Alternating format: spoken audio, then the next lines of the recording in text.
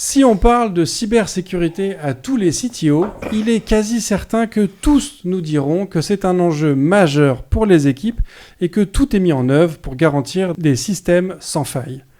Pourtant, si on regarde les moyens vraiment mobilisés, force est de constater que les budgets sont faibles, que les temps consacrés à la prévention est minime et que les tests d'intrusion ne sont pas légion.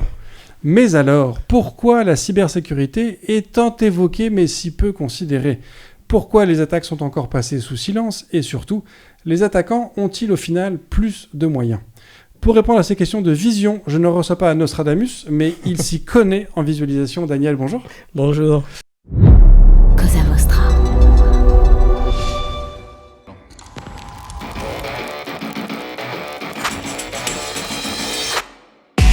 Bonjour, je suis Bruno Soulès, je suis un dev, D-E-V, pour différents, extraordinaires et visionnaires. Bienvenue dans If This Then Dev, le podcast qui veut résoudre le problème avant de passer au dev. Chaque semaine, je recevrai un expert pour décoder un sujet ou une tendance de notre formidable métier d'artisan du numérique. Sans en faire un tuto, nous parlerons d'une techno ou de notre quotidien de dev. Une discussion sans boucle, sans condition, mais compilée, afin d'en comprendre tous les éléments avant de passer au dev. Ce podcast est une production Cosa Vostra, où nous codons comme nous accompagnons nos clients, en étant différents, extraordinaires et visionnaires. Alors Daniel, est-ce que tu pourrais te présenter pour les quelques personnes qui ne te connaîtraient peut-être pas ? Bon, volontiers. Donc, je suis cofondateur et directeur général d'Idexi, qui est une entreprise française de cybersécurité et qui propose une solution pour améliorer la protection des données, donc très concentrée sur la protection des données, en particulier dans les environnements collaboratifs comme Office 365, Microsoft 365, où il y a tous des grands réservoirs de données, Teams, SharePoint, OneDrive, où les utilisateurs peuvent beaucoup partager, créer des données. Donc, comment on s'assure que ces données restent intègres et que ce sont les bonnes personnes qui y accèdent. Et alors, j'ai la chance aussi d'animer une association qui s'appelle le CEDIGE, le Conseil de l'économie et de l'information du digital, qui mène des actions en faveur qui travaille pour que cette question centrale de la sécurité numérique soit davantage une question légitime, naturelle du monde de l'économie et de l'entreprise. On a notamment, dans la dernière initiative, réalisé un guide très collectif avec les grands acteurs du numérique et de la sécurité numérique.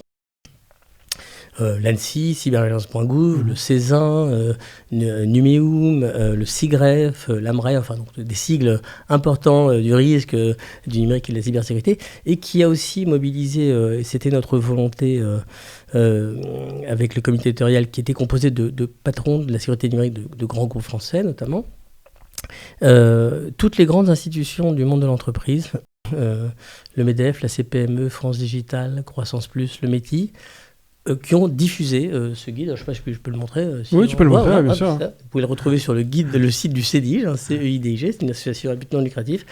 500 000 exemplaires diffusés, y compris, et c'est très important, on parlait des métiers tout à l'heure, avec la conférence des grandes écoles qui était associée à ce projet, enfin à cette initiative, à cette action, et qui l'a diffusée aux étudiants des grandes écoles de commerce et d'ingénieurs, les futurs dirigeants. Dans le but de présenter ça le plus tôt possible aux personnes, pour que ce soit vraiment un sujet qui concerne tout le monde. Quoi. Absolument. T'évoquais du coup aussi dans ta présentation ta fonction actuelle, donc de s'assurer que sur ces systèmes de partage d'informations qu'on a dans les entreprises, que l'information soit bien... alors tu as utilisé le terme intègre, accédé par les bonnes pérenne, personnes, qu'il n'y ait pas d'accès légitime ou de paramétrage ou de configuration malveillante. Ouais. Alors ma question va peut-être te paraître très naïve parce que c'est ton métier aujourd'hui, mais j'aurais espéré que ce genre de sujet soit porté nativement par la solution elle-même.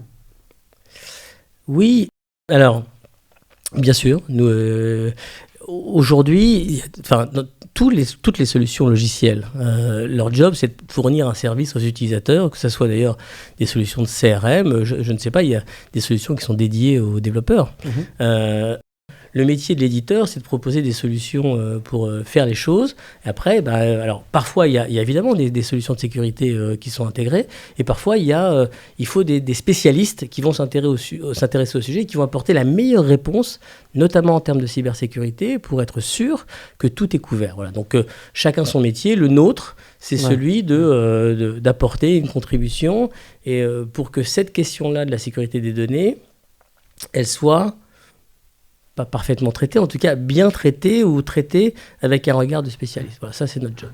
Le sujet étant, j'imagine, surtout de s'assurer que l'implémentation, les usages et la configuration du produit soient conformes aux prérequis de l'entreprise, que, en fait, au final, on peut faire beaucoup de choses en termes de sécurité sur l'outil en tant que tel, mais il suffit que quelqu'un le configure n'importe comment et en fait, les portes sont ouvertes. Oui, c'est-à-dire que le sujet, c'est surtout, enfin, pour ce qui nous concerne, c'est de faire quelque chose de très simple, très important, qui n'est pas toujours fait. C'est de s'assurer que les données sont accédées, encore une fois, par les bonnes personnes et que on puisse contrôler ça, en fait, contrôler qui accède quoi. En fait, les outils qui sont apportés collaboratifs sont fantastiques, c'est-à-dire qu'ils font gagner en productivité, en efficacité, en simplicité. Enfin, ça, c'est génial.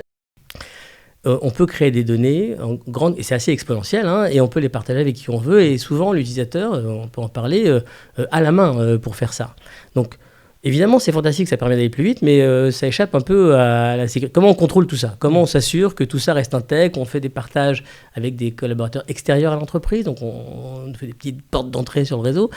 Comment on s'assure que dans le temps, tout ça reste intègre et qu'il n'y a pas des choses malveillantes qui se passent sur l'accès aux données. Voilà. Donc c'est ça, hein, le rôle, hein, c'est ça que nous, on essaie d'apporter. Et j'imagine qu'il faut aussi réussir à conjuguer tout ça avec le fait que les utilisateurs finaux, eux, veulent le moins de contraintes possible et ne veulent pas se limiter à quoi que ce soit. Oui, ça fait partie, je pense qu'on va en parler, mais ça fait partie il y a une tension très forte qui existe entre une promesse fabuleuse du numérique, du digital, qui est tout très vite, très simple, très facile d'accès, sans contrainte, et la sécurité dont le symbole est encore un cadenas. Donc, comment on fait pour réconcilier les deux ? C'est tout l'objet. C'est tout l'objet des grands enjeux du numérique de demain. Donc, en effet. Ouais. Je crois que c'est Benjamin Franklin qui disait que toute société qui est prête à renoncer à une partie de ses libertés pour de la sécurité ne mérite ni l'un ni l'autre. Est-ce que dans un contexte où justement la sécurité informatique aujourd'hui c'est... Oui, je pense que c'est pas tant une question de liberté, mais de responsabilité. C'est-à-dire que on peut aujourd'hui, je vais faire un parallèle un peu simple, mais je pense qu'il est assez clair.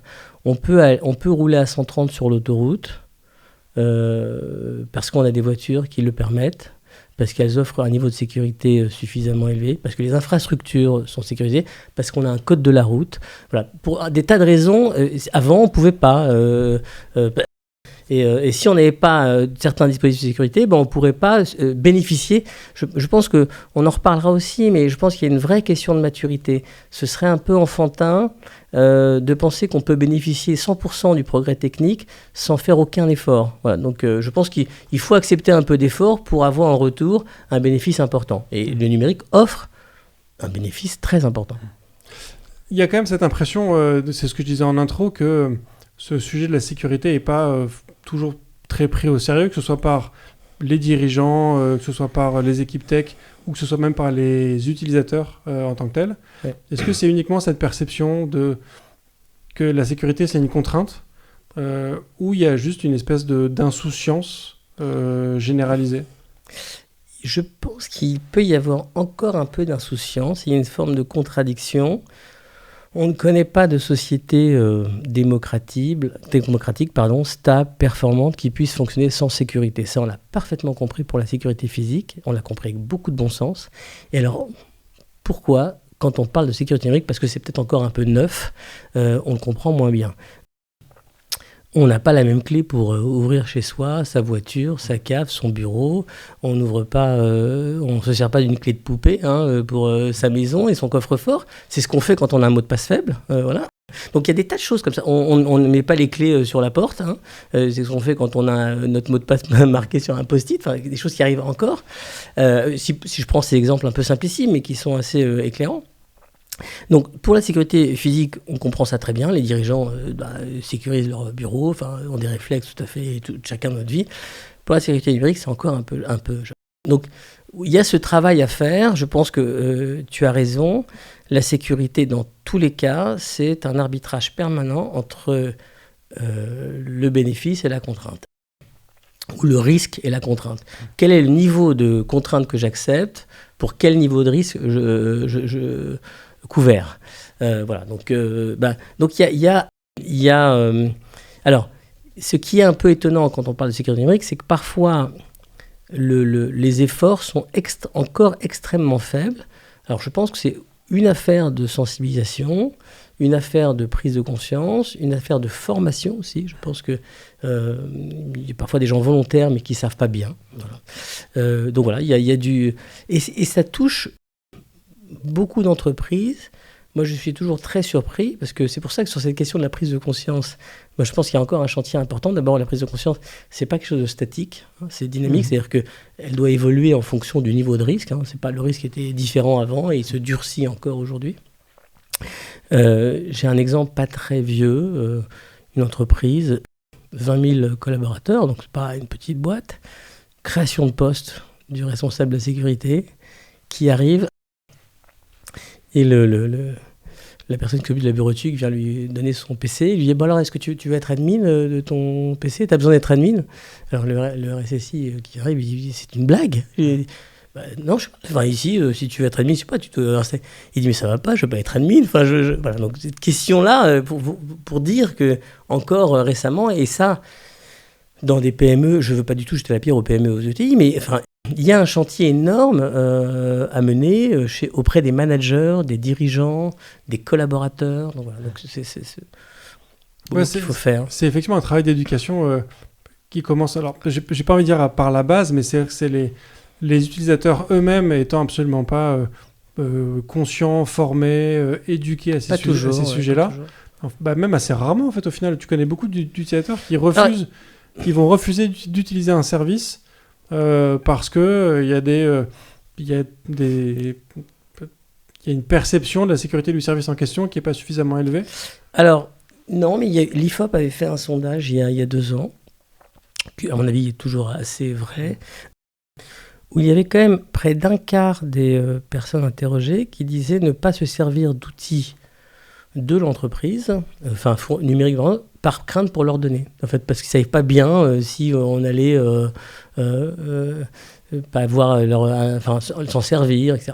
Oui, mais tu vois, c'est une précaution, entre guillemets, je ne vais pas dire fallacieuse, mais en tout cas, qui est un petit peu ambivalente, parce que tu vas dire, oui, je ne veux pas le faire sur mon PC d'entreprise, parce que j'ai peur que mon employeur sache ce que je fais. Non, pas seulement. Mais parce ça n'empêche pas qu'ils vont le faire n'importe comment. Parce qu'ils pensent que c'est plus anonyme et tout, ce qui est d'ailleurs...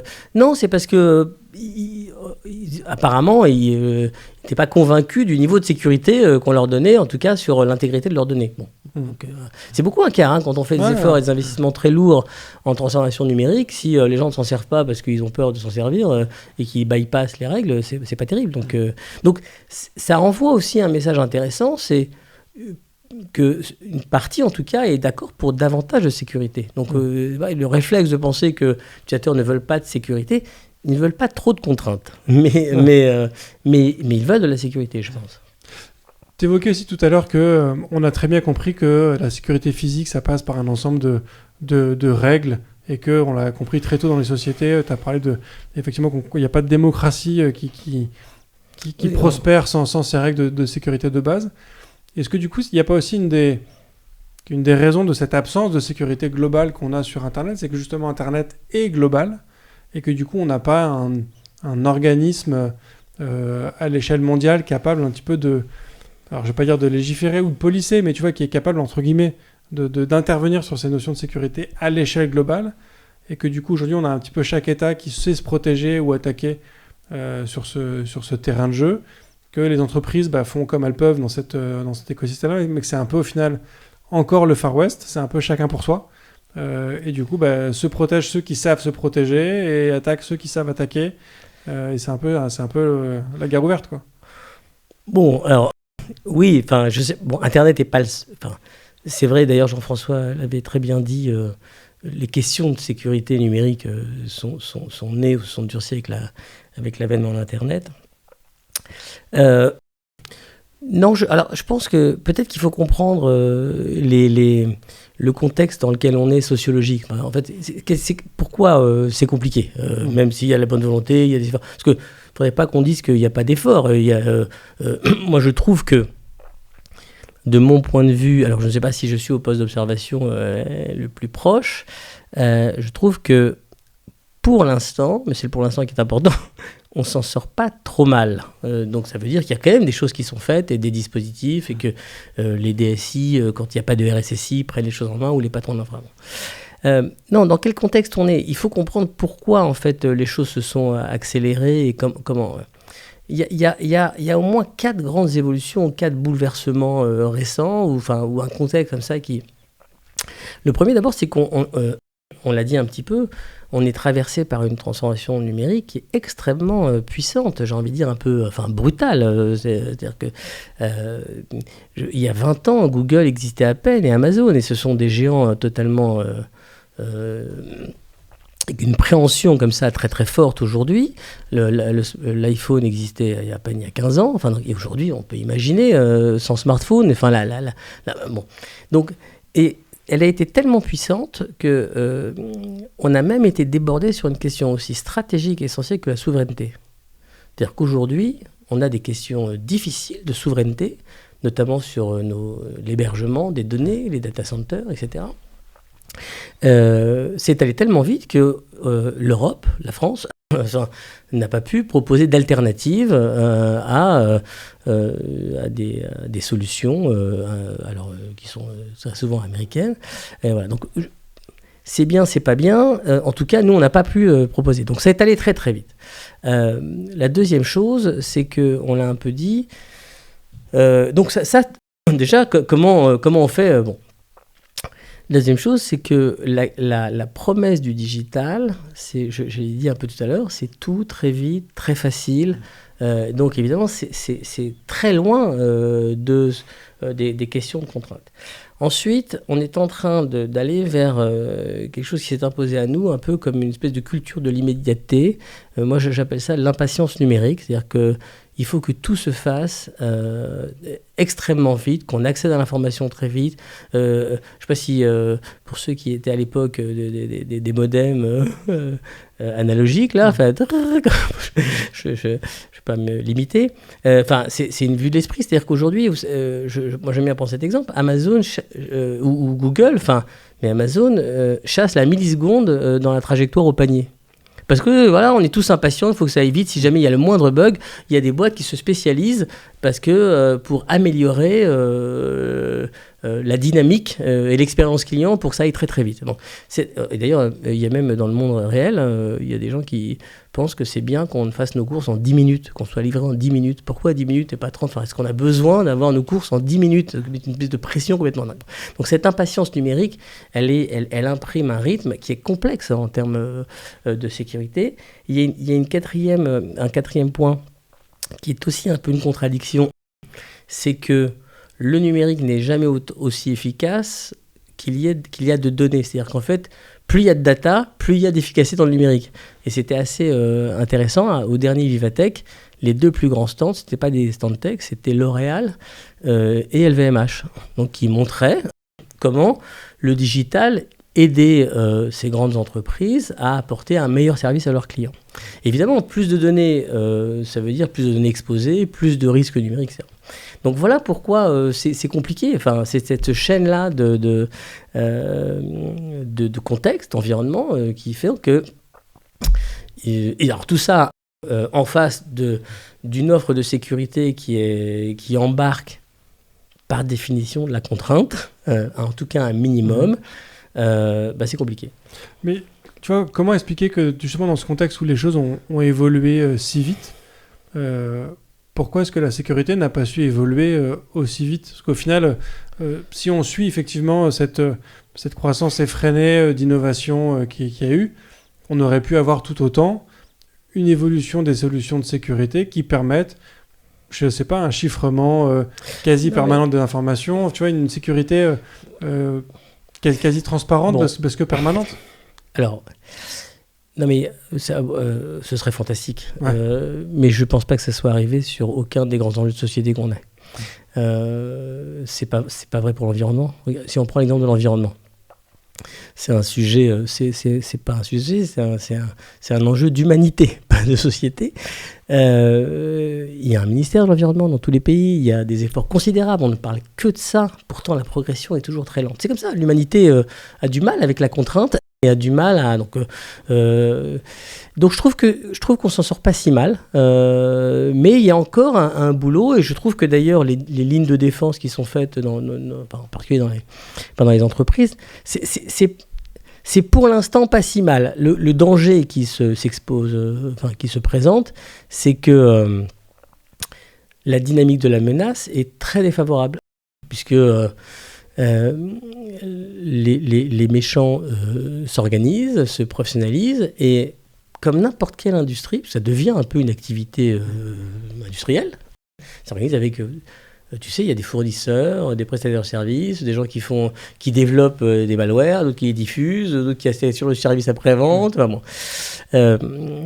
Donc, le tempo va vers une recherche de leur part très naturelle d'encore plus d'efficacité et plus de performance, donc comme n'importe quelle industrie économique. Donc, et évidemment, voilà, donc avec des moyens techno.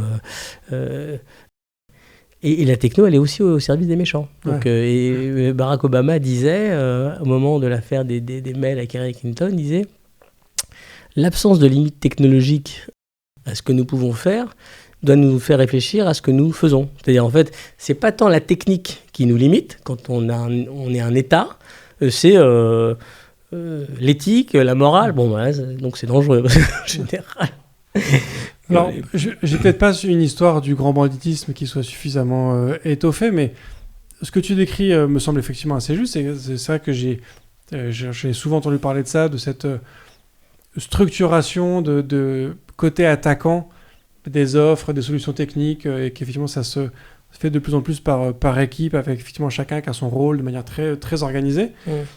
Ce que je voulais dire, c'est que j'ai pas l'impression que dans l'histoire des sociétés ou de l'humanité de sens plus large, le grand banditisme ait connu ce niveau d'organisation, ce niveau de professionnalisation de l'attaque, on va dire, ou des méchants, comme tu le dis.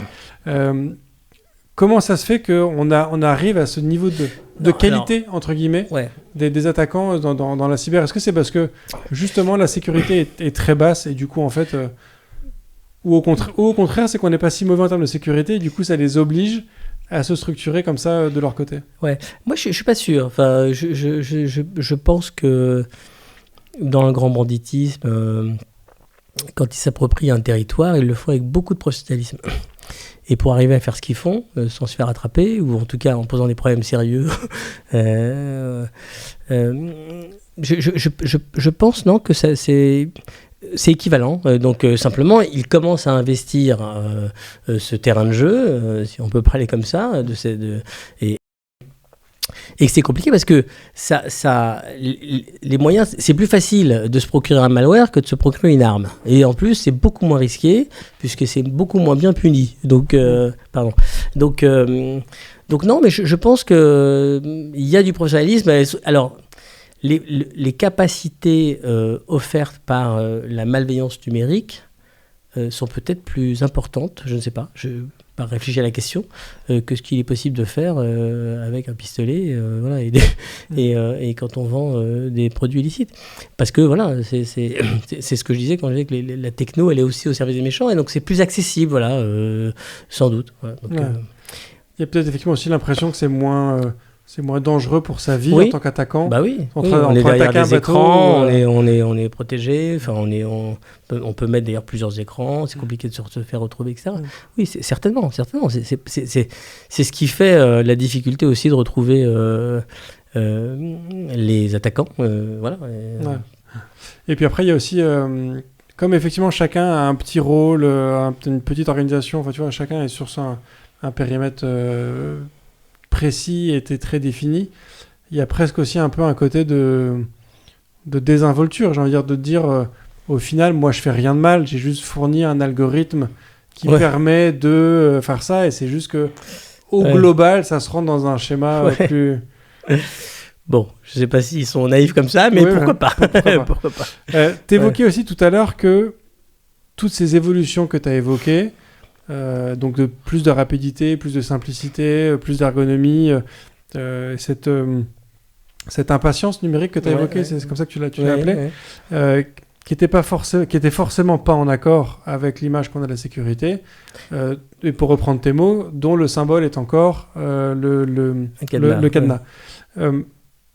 Est-ce que du coup cette sécurité informatique, elle passe vraiment par cette idée de cadenas, ou est-ce qu'il faut réussir à changer notre façon d'approcher la chose, ou est-ce que malheureusement, techniquement, la cybersécurité, ça passe encore par plus de contraintes que d'expression de liberté? Non, c'est un point intéressant, important ce que tu dis, c'est-à-dire que je pense qu'il faut qu'on adapte. Alors il y a toujours cette question d'arbitrage entre le risque et la contrainte, donc il faut le bon niveau de contrainte pour le bon niveau de risque. Donc si le risque est très élevé et il peut se réaliser plus facilement, il faut accepter plus de contraintes, voilà. Donc je pense que dans nos organisations et les outils qu'on doit proposer ou travailler, il faut, c'est tout l'enjeu, c'est arriver à trouver les bonnes réponses avec le bon niveau de contrainte, acceptable, si possible pas de contrainte, ce serait merveilleux. À chaque fois que ce sera possible, il faudra le faire. Donc alors, mais je vais te dire, ça existe un peu, c'est-à-dire que un des grands leviers, sans doute pour améliorer notre niveau de défense dans les entreprises. Alors, rien n'est simple, mais en tout cas, il y a des choses qui sont très accessibles.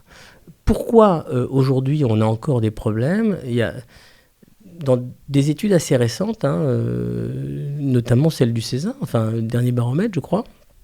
Je ne crois pas dire de bêtises, je crois que c'est dans ces études, mais pas seulement, dans plusieurs études. À chaque fois, plus de la moitié des attaques qui ont un impact lourd proviennent d'erreurs humaines, de négligence, d'erreurs de configuration, d'absence de mot de passe.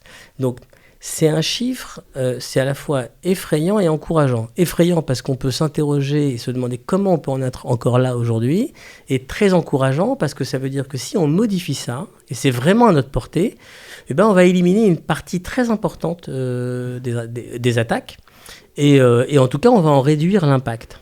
Le grand enjeu aujourd'hui, je crois qu'il est vraiment dans comment on diminue l'impact quand on a été touché, parce que c'est compliqué de ne pas être impact touché.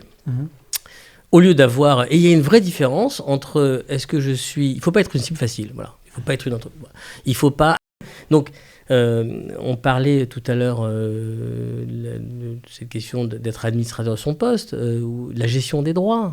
C'est avoir une gestion des droits saine, c'est-à-dire un peu intelligente, c'est-à-dire ne doivent avoir accès à un niveau de droit que ceux qui en ont vraiment besoin. Volontairement, je ne veux pas avoir des droits élevés si je n'ai pas besoin de droits élevés, peu importe ma position dans l'entreprise. C'est pas une reconnaissance sociale, c'est pas une médaille, c'est pas une récompense. Déjà, si on limite les choses, on empêche dans certains cas des propagations de malware ou l'impact du malware. Si tout le monde est admin, c'est sûr que c'est la cata très vite, c'est une traînée de poudre. Voilà.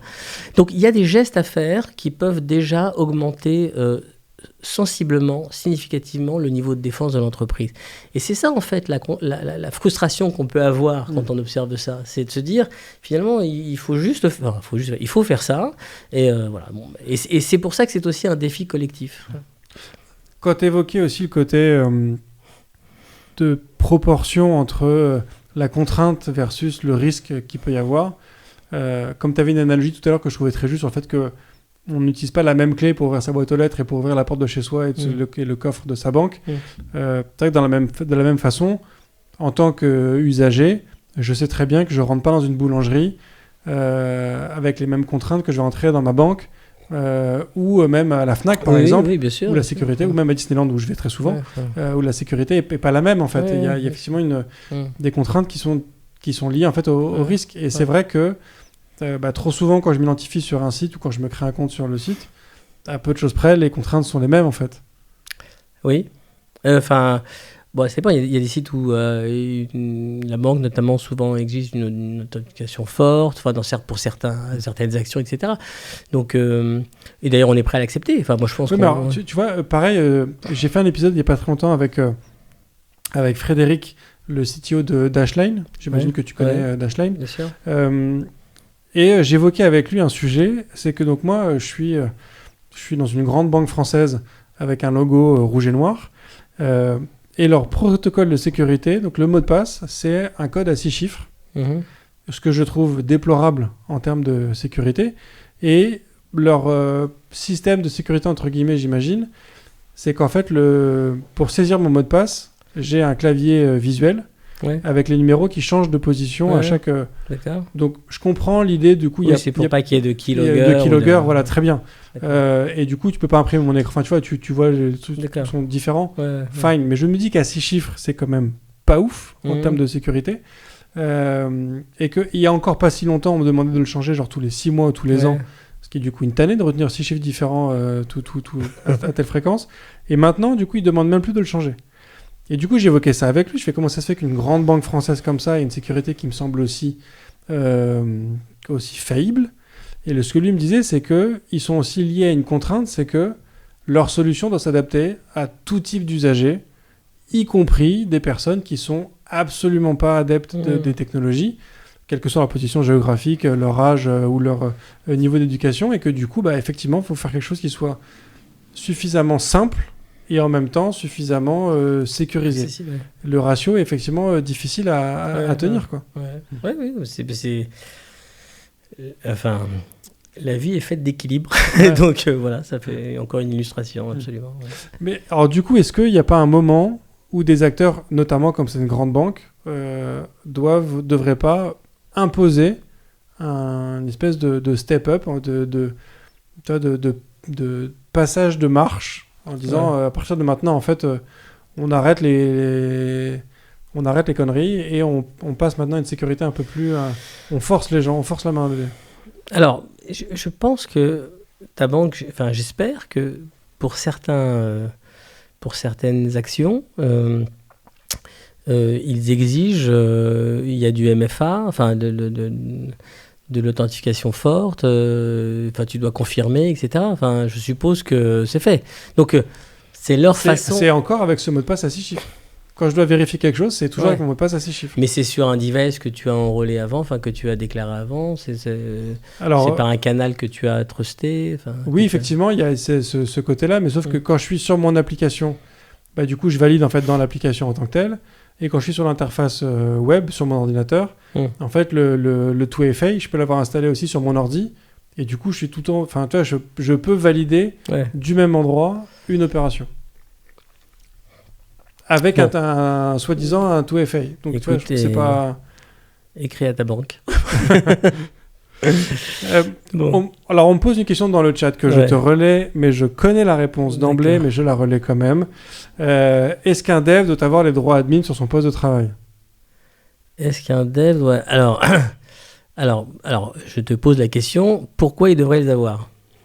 Alors, j'imagine qu'il y a un tas de réponses qui peuvent arriver. Il y a le fait qu'un dev doit installer un tas de plugins sur son poste régulièrement pour pouvoir faire tourner les différents trucs qu'il va développer, qui doit régulièrement du coup aussi les faire évoluer ou ce genre de choses, et qu'il a besoin du coup pour sa machine locale d'installer un ensemble de... Bon, alors, je suis pas RSSI, je veux pas répondre à la place des experts ou je veux pas influencer les choses. En tout cas, à minima, il y a des façons d'être admin local et de se loguer en admin et de se déloguer une fois qu'on a fini sa manipulation. Ce qu'il ne faut pas, c'est être admin de son poste en permanence. C'est ça qui pose des problèmes, parce que si jamais l'admin, le dev se fait hacker sa machine, ou voilà, après... donc, il faut que l'accès soit le plus ponctuel possible. Il faut que ça soit absolument nécessaire. Et il faut que ça soit le plus ponctuel et le plus flash possible pour pas que le compte admin soit actif en permanence. Voilà. Bon, après, c'est une question de risque. Ce que je trouve pas mal, c'est que je sens que depuis le début, toi, tu es dans une philosophie de dire il faut éduquer les gens il faut éviter de leur présenter trop de contraintes pour les aider en fait, à les embarquer sur ces sujets-là. Et ce que je trouve bien, c'est que je sais que la majorité des RSSI m'aurait dit non, d'emblée, tu vois.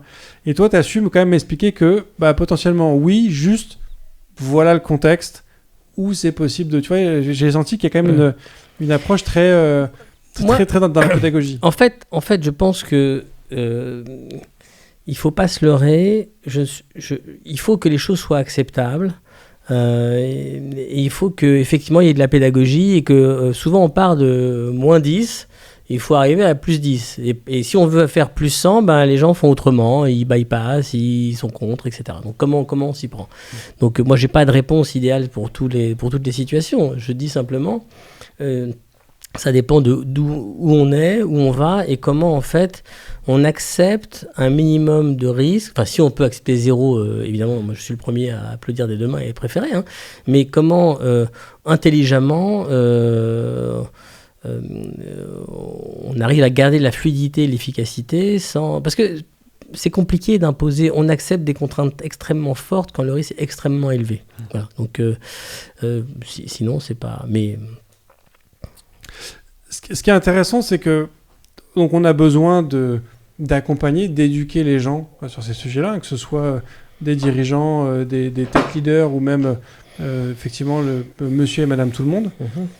J'entends ce que tu me dis sur le fait qu'on n'accepte pas des changements drastiquement forts sans une contrainte ou un risque en tout cas qui est proportionnellement élevé. Mais en même temps, quand je regarde,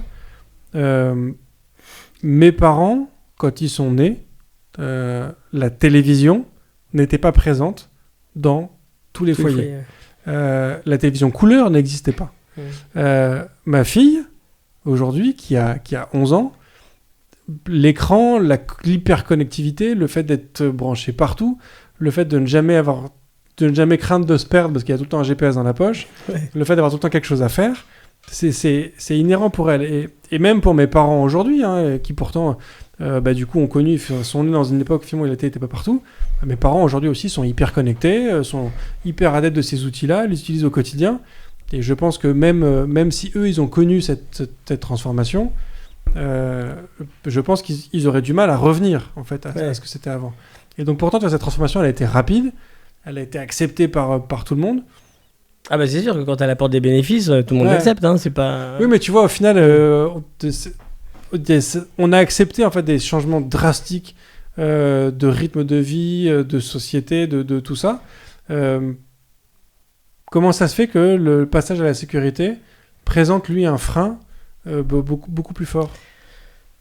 Moi, d'abord, numéro 1, parce que encore une fois, c'est très compliqué. On le voit pour les questions, pour d'autres grands enjeux de société. Encore une fois, comme celui de l'environnement, mais il y a la santé, il y a l'éducation, il y a plein de sujets comme ça, où à chaque fois qu'on doit faire un effort, c'est moins sympa que si ça se faisait sans effort.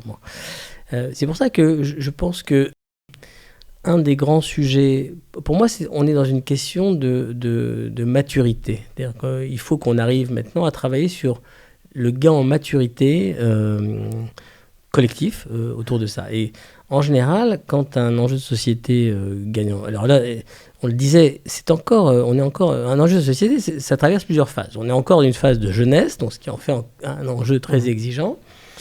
Mais quand il arrive à la tête, il s'appuie au moins sur 4 piliers. On en a parlé, la sensibilisation, c'est pourquoi je dois agir. Donc, pourquoi je dois faire les choses ? Je dois agir parce que la planète est en train de brûler, en train de se consumer, et donc je dois. Et en termes de sécurité, pourquoi ? Parce que le risque évolue et ça, c'est encore une fois, c'est dynamique. Ça veut dire qu'il faut que la prise de conscience, elle soit éveillée et éclairée du risque actuel.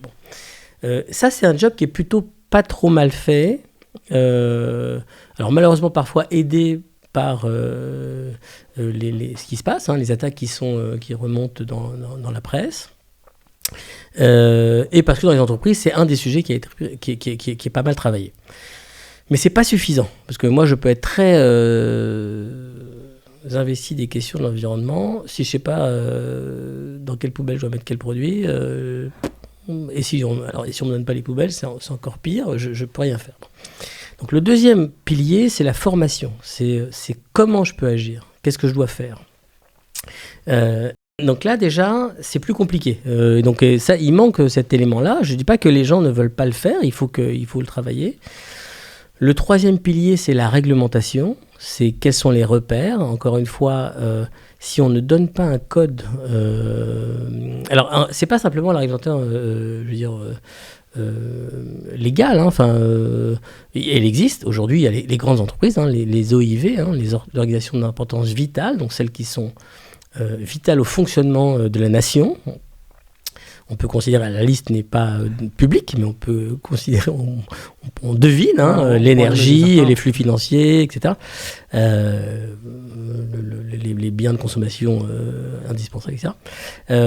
Sont soumis à une réglementation qui les engage et qui les oblige à la fois mettre un niveau de sécurité et de protection numérique suffisant et à déclarer en cas d'incident à l'ANSSI, aux autorités, un incident pour... ça s'est élargi aux OSE, aux organisations de services essentiels, donc qui ne sont pas vitaux mais essentiels. Et donc il est possible que ça continue à s'élargir. Mais il y a cette réglementation et la réglementation dans l'entreprise, le cadre de la réglementation. En tout cas, il faut dépoussiérer la charte informatique et faire en sorte que dans l'entreprise, si on clairement on expose à la fois les risques et puis quelques règles simples et des repères, il faut commencer par les partager. Et que ça soit clair, compris, assimilé. Voilà. Et donc c'est ça, c'est triptyque, sensibilisation, formation, réglementation.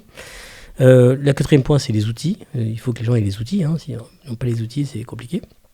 Mais bon, ça c'est voilà. Et quand on est à maturité sur ces 4 points-là, déjà, on a fait des progrès. Mais il nous reste encore du boulot. Ouais. Est-ce que du coup, les manquements qu'on a aujourd'hui sur ces aspects-là, est-ce que pour toi, il y a un de ces 4 piliers que tu as évoqués qui est plus faible que les autres? Il y a un manquement, que ce soit côté réglementation, côté outils, sensibilisation ou formation, ou est-ce qu'il y a...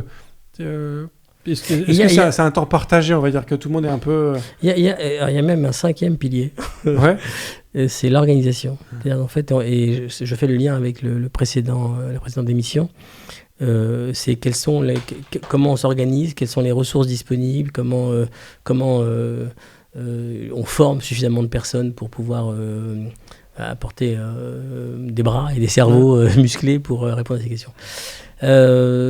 Je pense qu'on peut progresser sur l'ensemble des 5 piliers. Le 5e pilier, c'est sûr, on en a parlé, il y a un vrai déficit. À la fois, on n'a pas encore travaillé sur la valorisation de ces métiers, la connaissance de ces métiers, donc pour mobiliser les jeunes et les moins jeunes d'ailleurs dans ce secteur.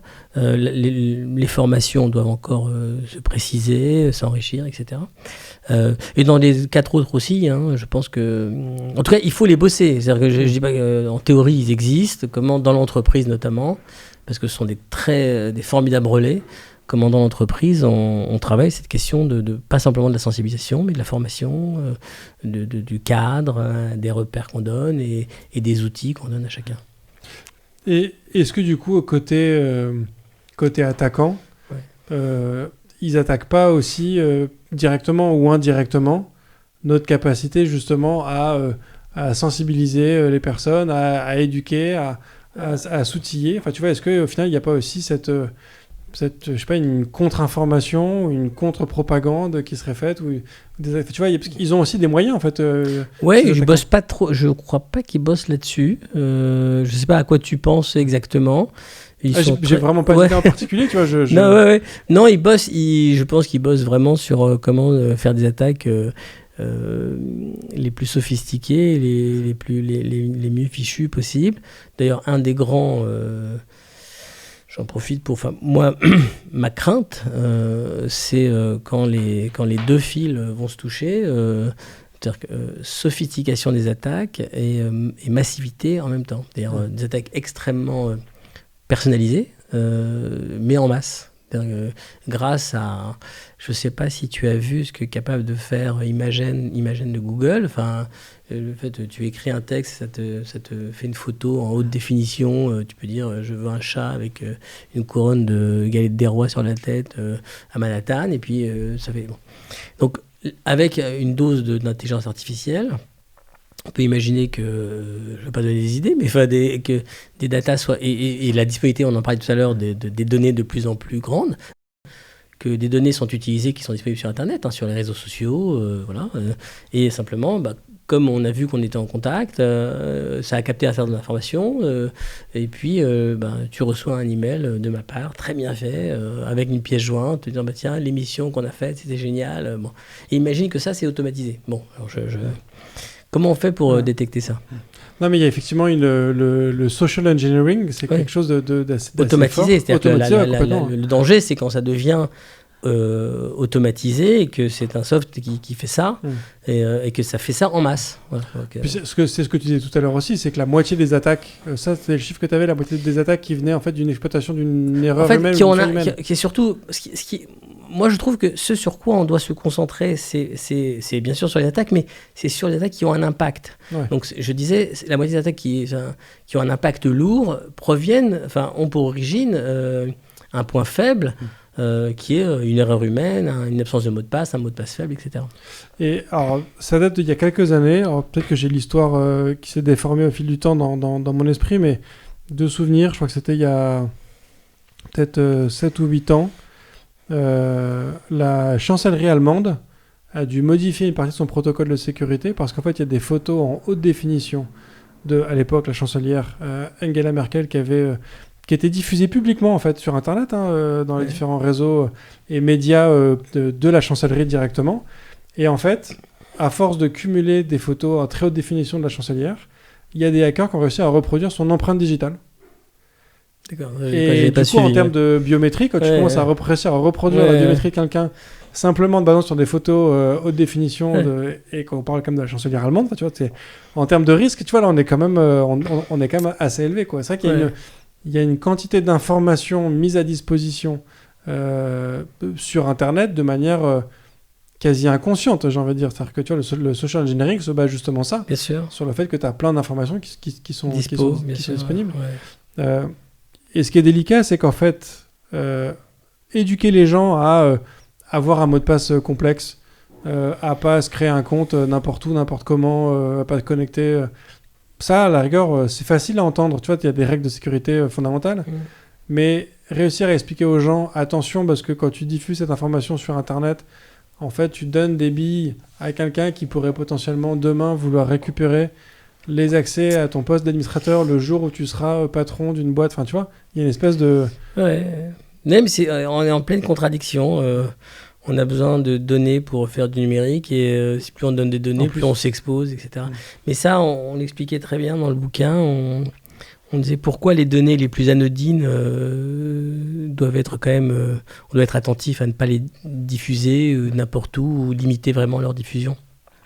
Parce qu'elles servent à construire des attaques plus crédibles. Voilà. Ouais. Si moi je sais que tu travailles dans telle boîte et que j'ai des informations sur ta date de naissance, pas ton numéro de carte bleue, mais je peux m'en servir pour que l'information que je vais te demander, le contexte que je vais créer autour de mon attaque te rassure et te semble crédible. Ouais. J'avais vu il y a longtemps un documentaire sur le phishing et qui expliquait que on reçoit tous des mails de phishing avec plein de fautes d'orthographe, le truc est mal écrit, c'est pas clair et compagnie. En fait, quand c'est des attaques de phishing massives, ce genre de fautes, ça leur permet en fait d'écrémer, parce que du coup, toutes les personnes qui vont repérer que c'est mal écrit, qu'il y a un manque de sens et compagnie, sont des gens qui statistiquement ont moins de chances de se faire avoir. Et donc, en faisant en sorte que ces gens-là ne cliquent pas sur le mail, du coup, les attaquants réduisent la charge sur leur serveur à eux, et du coup, ils reçoivent que des gens qui sont potentiellement capable de se faire avoir. Et à l'autre bout du spectre, on a ce qu'on appelle le spear phishing, où il y a des gens, au contraire, qui vont se mettre par équipe de 3, 4, 5, 6 à éplucher les réseaux sociaux et la biographie d'une personne en particulier, parce que pour aller récupérer son identifiant, on va lui créer un mail rien que pour lui, qui correspond à la bonne banque, avec le bon compte. Enfin, tu vois, une espèce de recherche massive. et on va créer une page spécifique pour lui, et du coup, il se fera avoir parce qu'en fait, il va recevoir un mail qui est pile poil. Donc, Absolument. il y a un travail. Enfin, tu vois, je trouve que la logique de se dire, je vais faire un mail avec des fautes exprès parce que ça me permet d'écrémer. Enfin, tu vois, on est sur une ingénierie du niveau d'Amazon, en fait, en qualité de... Il y a sans doute ça, et il y a aussi le contre-pied de ça, c'est-à-dire c'est d'avoir de plus en plus d'emails de phishing très bien reproduits. Voilà, parce que les moyens aussi des attaquants augmentent. C'est-à-dire qu'à une époque, peut-être qu'ils avaient besoin de filtrer. Moi, j'ai pas connu, j'ai pas été au courant de ce que tu dis, mais aujourd'hui, ils ont des outils plus performants aussi, des serveurs plus puissants, capables de mener des attaques encore plus fortes, quoi. On a évoqué du coup un petit peu la législation, donc j'imagine qu'on inclut dans tout ça RGPD bien évidemment et d'autres. Comment est-ce qu'on peut... parce qu'il y a un impact sur l'économie directe en fait de ces sujets-là. Pour les entreprises qui se font attaquer bien évidemment, mais aussi parce que ça représente un poste de dépense pour ces entreprises de recruter les équipes techniques suffisamment étoffées, avec les projets qui du coup ils sont un petit peu plus longs parce qu'il faut prendre en compte les notions de sécurité. Comment est-ce qu'on peut du coup mesurer ou justifier cet impact économique pour l'ensemble des entreprises entre si tu le fais pas, tu as une amende, mais si tu le fais pas, tu te fais aussi attaquer, mais si tu le fais, ça te coûte tant d'argent. Enfin, tu vois, il y a une espèce de... C'est compliqué en fait de naviguer entre tout ça. C'est très compliqué. Si j'avais la clé, je serais ravi. D'ailleurs, c'est intéressant parce que un des éléments qui m'avait donné envie et qui avait motivé le fait de faire des initiatives en faveur d'une meilleure compréhension de cette question-là, par les dirigeants en particulier, mais par les entreprises en général, c'est que j'étais assez... c'était au début, il y a une petite dizaine d'années, je posais la question, je disais, mais quel est le budget pour la sécurité numérique dans votre entreprise ? Je n'en savais pas. Et en général, quand il n'y a pas de ratio, tu sais, il y a toujours un ratio sur les actions de marketing, pub, RH, enfin, il y a toujours la R&D, des KPI qui sont assez clairs. Et à l'époque, il n'y en avait pas. Et je disais, mais donc quand il n'y en a pas, il n'y a pas de repère. Donc pour les dirigeants, s'il n'y a pas de repère, ce qu'on dépense, c'est toujours trop, puisqu'on ne sait pas si on est en dessous ou en dessous. Bon. Non, c'est un des points durs, c'est comment... on n'a pas trouvé la formule capable de vendre du ROI, donc du retour sur investissement clair quand on parle d'investissement en sécurité. Voilà, c'est toute la difficulté. Et donc, c'est pour ça que c'est une autre forme de pédagogie. Alors, malheureusement, elle vient souvent d'entreprises qui ont été attaquées et qui ont soit déposé le bilan, soit ont, elles, connu des coûts... nettement supérieur à ce que le niveau de la protection qu'elles auraient pu mettre en place. Voilà. Donc, non, c'est un vrai sujet. Il faut j'ai pas de réponse facile, miracle autour de ça. Oui, parce que je crois que c'était dans cet autre épisode de cette série d'épisodes spéciaux fait donc avec Ready for It, le précédent qui était avec Jean-François, où on évoquait ce cas-là, c'est que ce qui est particulier avec la cybersécurité, c'est que tu dépenses de l'argent pour qu'il ne t'arrive rien.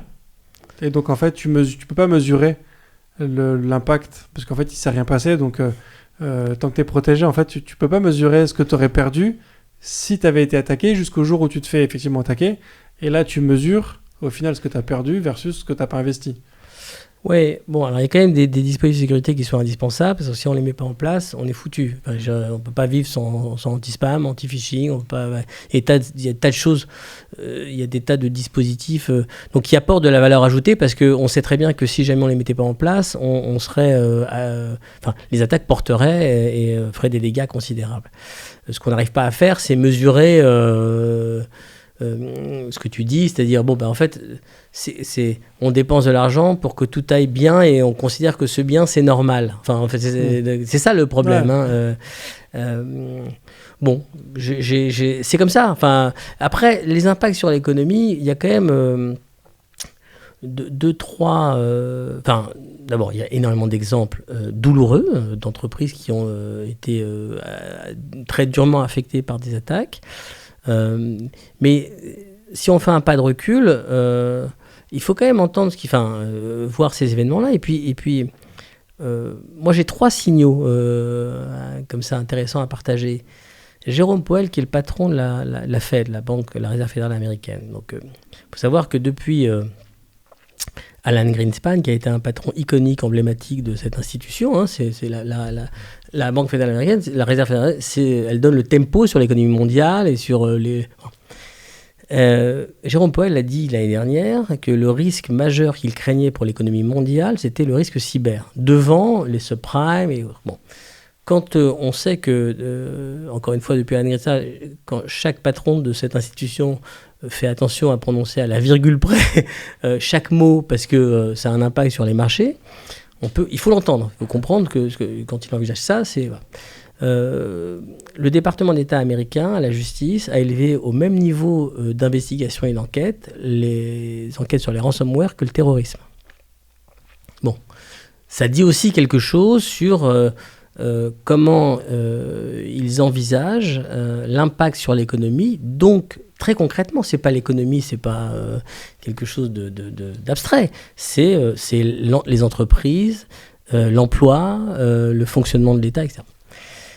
Et le troisième point qui dit 2 choses, c'est les assurances. Il y a eu une espèce d'initiative sur il faut assurer le risque cyber, parce que finalement c'est un risque quand même. Commence à avoir du mal ou à refuser d'assurer parfois. Qu'est-ce que ça dit ? Les assureurs, c'est les maîtres du risque. Donc c'est les maîtres de l'évaluation du risque, puisque c'est leur métier, c'est de le couvrir. C'est qu'ils ne savent plus évaluer ce risque, ou que le risque, quand il se transforme, peut coûter beaucoup trop cher.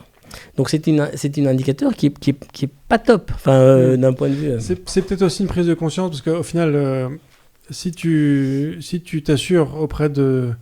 Si tu vas assurer ta maison, il te demande d'avoir une porte, je crois que maintenant le minimum c'est 3 points, parce qu'il considère qu'un cambriolage, si effectivement tu as une porte en papier et que tu n'as pas de clé, ils vont dire en fait on t'assure pas, parce que du coup ta sécurité est pas au niveau. Est-ce que c'est pas aussi une façon de dire que on considère que les attaquants sont tellement performants qu'en fait on n'est plus capable de garantir qu'une porte est suffisamment sécurisée, et que donc on peut pas assurer un risque qui est quasi sûr, parce qu'en fait aujourd'hui tous tes prédécesseurs qui sont passés dans cette chaise et qui ont parlé de cybersécurité, il y a une espèce de discours commun qui est de dire la question c'est pas est-ce que je vais me faire avoir, c'est quand est-ce que je vais me faire avoir. C'est pour ça que tout l'enjeu il est quand je me fais avoir, pour reprendre tes mots, c'est comment je fais en sorte que l'impact est le plus faible possible, soit le plus faible possible. Donc et que je suis pas complètement éliminé, mais que il y a des dégâts. Ça va me coûter de l'argent, mais est-ce que je suis prêt ? J'ai anticipé et je sais reconstruire mon système. J'ai mes données qui ont été sauvegardées. J'ai un dispositif pour retrouver une activité normale le plus vite possible, ou pas. Si c'est le ou pas, ça coûte beaucoup plus cher et ça peut mettre à plat l'entreprise. Ouais. Pour conclure cet épisode, alors je ne sais pas si ce sera un message d'optimisme ou pas, mais en tout cas, pour regarder un petit peu vers l'avenir, pour toi, c'est quoi, est-ce qu'on va réussir enfin à éduquer les gens sur ces sujets-là ? Est-ce que les attaques vont réduire d'elles-mêmes à mesure que les systèmes deviennent de plus en plus performants ? Est-ce que la cybersécurité va rattraper son retard technologique, sa progression technologique plus lente que le reste de la technologie ? Tu vois, comment est-ce que tu vois les années à venir sur des aspects de sécurité ? Alors, je vais dire comment je les espère, plutôt que comment je les vois. Moi, je crois que si on travaille, on doit pouvoir envisager un avenir qui ne soit pas un avenir catastrophique. C'est pas facile, mais il faut multiplier les initiatives et la capacité d'information autour de ça. Moi, j'ai envie d'être optimiste.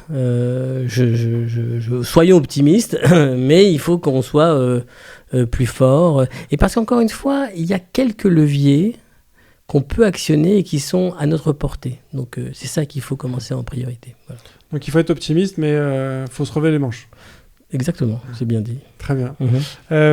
Merci beaucoup pour tout ça. J'aurais 2 dernières questions pour toi pour terminer. La première, c'est est-ce que Est-ce que tu souhaiterais partager quelque chose avec l'ensemble des auditeurs ? Ça peut être un livre, un film, un CD, ça peut être tech ou non tech. D'accord. Est-ce qu'il y a une ressource que tu aimerais partager avec tout le monde ? Oui, il y a un bouquin de Alain et Dominique Schnapper qui parle du rôle de l'entreprise, qui s'appelle « Puissante et fragile, l'entreprise en démocratie », qui parle de la question du rôle de l'entreprise, de son rôle sociétal, social, voilà, donc, que je conseille vivement, Alain et Dominique Schnapper, donc, pour ce bouquin. Voilà. Okay. Et pour ceux qui ont des enfants, il y a les petites poules, c'est vachement bien. Très bien, je note aussi. Et pour terminer, la question rituelle du podcast IFTTD, est-ce que tu es plutôt espace ou tabulation ? Alors moi, comme ça, spontanément, je te répondrais tabulation, mais je n'ai pas eu la chance, alors si peut-être dans mes études de coder, mais pas suffisamment pour pouvoir avoir un avis définitif. Voilà. Ça marche très bien. Merci beaucoup Daniel pour cet épisode. Merci à toi Bruno.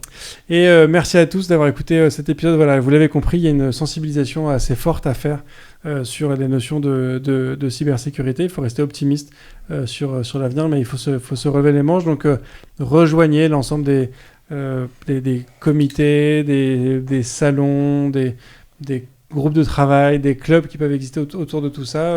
Formez-vous, diffusez de l'information, propagez-la, parce que c'est comme ça qu'on avancera tous. Et faites attention aux données que vous laissez sur Internet à droite et à gauche, y compris les photos de vos doigts, parce que comme on l'a dit, ça peut servir. Je vous remercie beaucoup de continuer à partager ce podcast autour de vous. Je vous souhaite une très bonne fin de semaine. Je vous dis à la semaine prochaine. Et d'ici là, codez bien.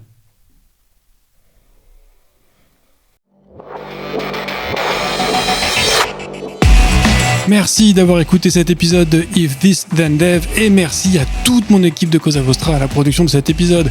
Merci aussi à Alan, Ada, Linus, Bill, Steve et Steve de nous avoir ramenés jusqu'ici. Si ce podcast vous a plu, committez-vous en vous abonnant, déployez-le autour de vous et vous pouvez aussi nous faire une petite code review en nous laissant 5 étoiles sur votre plateforme de podcast préférée. La conversation continue bien sûr avec vous sur Twitter, LinkedIn, Facebook, Instagram, chacun sa techno, @ifthisdendev ou @bibir, BIBEAR. Vous retrouverez aussi tous nos épisodes sur notre site iftttd.io. Et enfin, si vous avez besoin d'une agence pour vous accompagner ou si vous souhaitez rejoindre une équipe tech passionnée et passionnante, écrivez-moi sur bruno@cosavostra.com. Merci à tous.